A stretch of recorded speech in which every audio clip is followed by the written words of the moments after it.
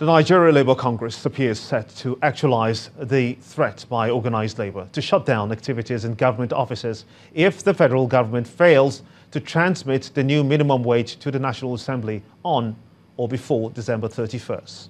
This comes as the NLC has announced January 8, 2019 as a day of national protest over its demands on the new minimum wage. The decision is said to have been reached at a meeting of the National Executive Council of the NLC in Abuja just yesterday.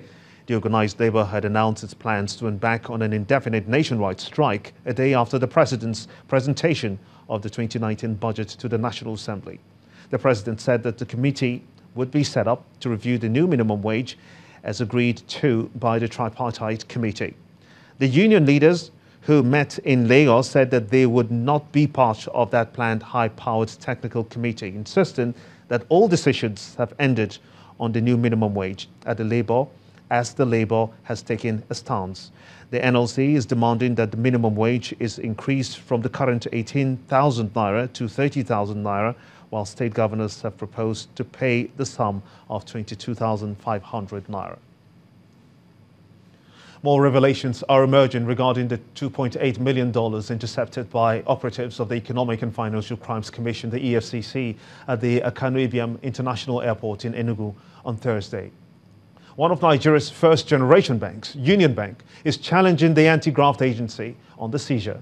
According to the EFCC, 2 men were caught with consignments of 2 suitcases containing $1.4 million each at the departure lounge of the airport while about to board a flight to Lagos.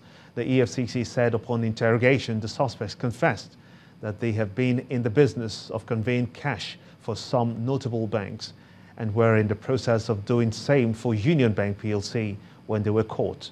But in a series of tweets on its verified Twitter handle, Union Bank claims that, quote, "The movement of cash across states is routine. The banker's warehouse is licensed by CBN to provide cash-in transit services." While expressing shock over the statement by the EFCC on the matter, the bank further tweeted, quote, "We are surprised by the release of a news bulletin prior to the completion of EFCC investigations. This is a legitimate and routine operation consistent with banking." End of quote. The communities affected by flood disasters in Niger State may have a different story to tell next rainy season. This is because the Niger State government says that it has concluded plans to relocate the affected communities before the commencement of the next rainy season to curtail further loss of lives and property. The State Commissioner for Lands and Housing, Isa Kanko, said efforts are also on the way to redesign some towns in the state in order to reduce congestion in those areas. The staff of the ministry are presently in Moregi re-establishing the beacons that was put in place so that allocation of plots to individuals will commence immediately. Currently, the ministry is designing a new master plan for Baro. You might have heard of Baro Port. The nation is watching the state, and we are not sitting idle as a ministry. Also, with the intervention of Union Habitat, 11,000 hectares of land has been secured for the development of Suleja Smart City. Mr. Governor has directed the ministry to provide a master plan for a new Suleja Smart City. Anybody that drives around Suleja, you can see the level of congestion. So we're thinking of a new Suleja, and land for this has been identified, surveyed, and waiting for, we have to pay compensation, as you know. We can't just take people's land and continue to use. Residents of Zalbari community in Borno State have received a mobile healthcare system as an intervention by the World Health Organization, the WHO. The community, which has been lacking basic amenities for survival, happily received the service, but still calls for more government projects in the area. Zalmari community of Konduga local government in Borno State is one of the few villages not directly affected by the 9-year-long insurgency in the state. With an estimated 3,000 inhabitants, Zalmari seems to have been forgotten, probably because of the demography and difficulty in accessing the area. The residents are mostly farmers holding on to primitive practices like the barter trade system, paying for services with farm products. But basic amenities like healthcare facilities, schools, electricity and livelihood support are some of the needs of the people. The only source of water is a well, and when it dries up, they ride on donkeys to long distances in search of water. This is the community chosen by a mobile health team run by the World Health Organization for humanitarian intervention. We are concerned with providing basic health services to areas that have difficult terrain. That means either they are mountainous areas or sandy areas or areas due to security threats or areas or settlements that are not being reached. For instance, Zalmari, they don't have a health facility. So we see it as a need for them. There are people here, based on their economic status, they don't have reach to a health facility. We see it as a need for us to come here to reach out to them.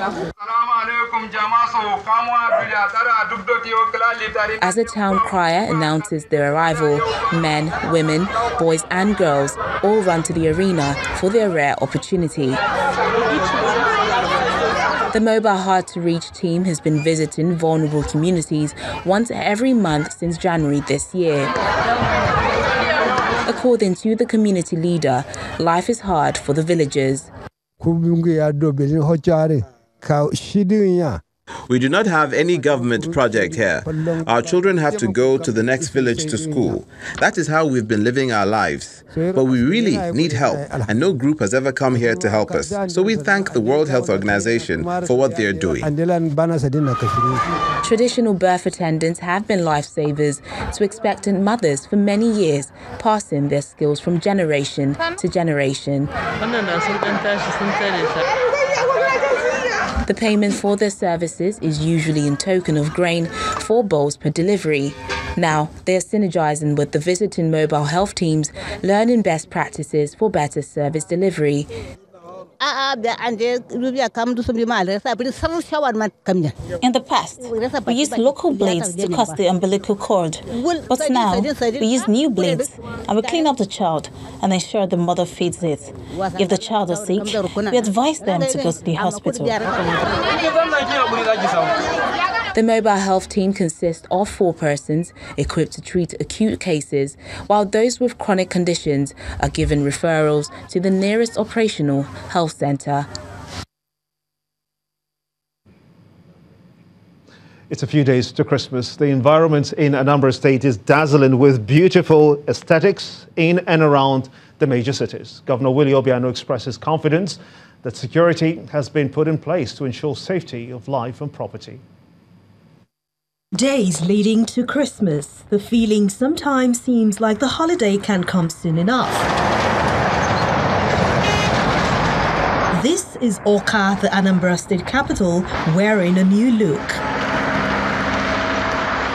Some popular locations such as Opa Iweka, Amobia Bypass, Kwata Flyover, Aroma Junction, Government House by Enugu Onitsha Expressway, Stanel World Axis and others within the metropolis are now aglow, courtesy the Governor Willie Obiano's administration.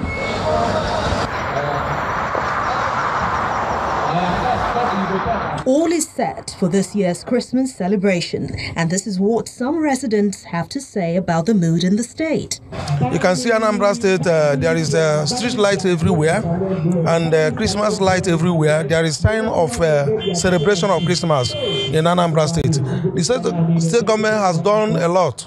If there is no security, I will not come out with my daughter at this particular time. It's late. My wife is sitting down somewhere there. I don't like going out at night, but looking the security, that there is security in Anambra State. That is why I am out with my daughter and I am out with my family. As everyone counts down the minutes, some clergymen share their thoughts about the essence of Christmas. The harshness of the society, woman thuggery, the wickedness, kidnapping, armed robbery, stealing. In the midst of all these things, the love of God appeared. In some parts, the economy depends on Christmas, but in Anambra State, it's a different scenario. For me, this is a perfect Christmas for us. And again, we don't have fuel scarcity this time around. So Anambra is just cool, calm, waiting for people to come back home to enjoy what we have been enjoying all around. For Governor Willie Obiano, there is adequate security for residents and visitors coming to celebrate the Yuletide with their families in the state. They can come here with their children. God has guaranteed security here, and we'll continue to do that, and nothing will happen to them.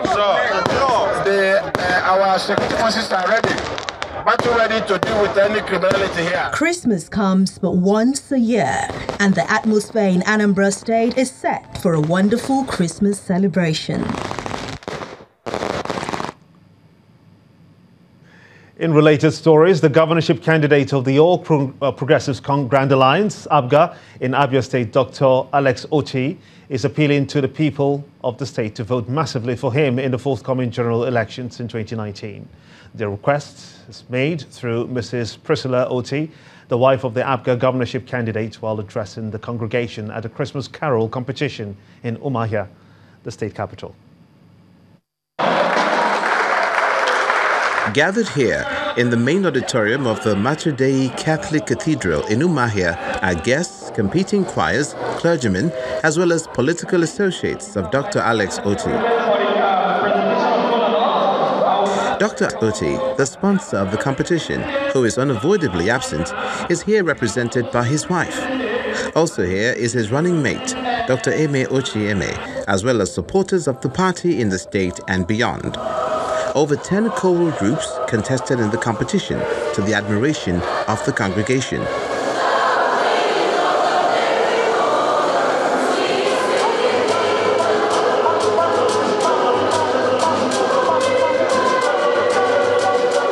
In his speech, the administrator of the Mater Dei Catholic Cathedral, Umuahia, Very Reverend Father David Agumeri, urges the people to let God lead them to vote for the right candidates in the 2019 elections. It requires a peaceful mind to make the right decision. Look at all the candidates one by one. Analyze them one by one.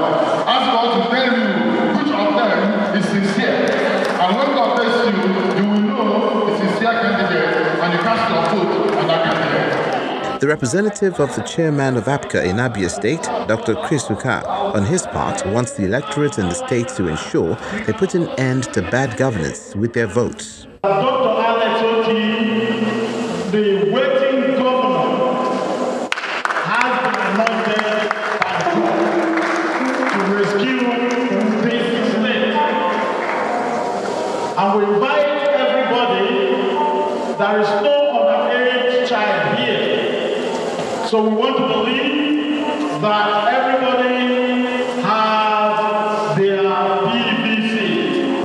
Mrs. Priscilla Oti preaches the message of hope to all Abians, urging them to cast their votes for her husband, who she says is the right candidate for the #1 position of the state.